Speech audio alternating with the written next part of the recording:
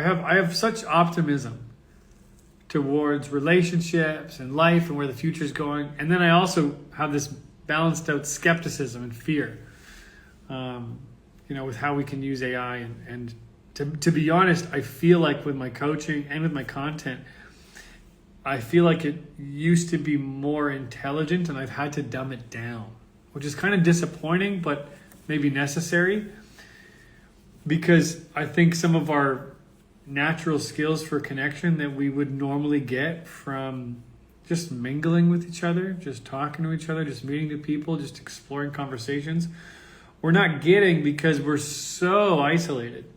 Obviously not everybody, still people are getting out there and talking to each other, but there's definitely a greater tilt towards isolation and judgment and almost like an obsession with comfort.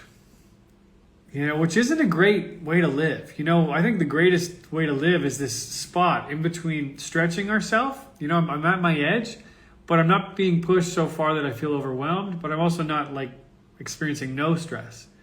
I think we want to have some degree of that. That's where we feel alive. But if we aren't in that space and we're isolated and shut off, we're not going to feel alive. We're going to feel numb and dead. And if we're constantly stressed and feel like nothing's going right ever for us, well, that's brutal too. So we want to find that sweet spot. I mean, I could say that about everything. That's why so often political parties are so silly in their extremism. Is how do we find the middle ground? We all want to be more centrist, I think. But there's this tug of war. Too much, too little.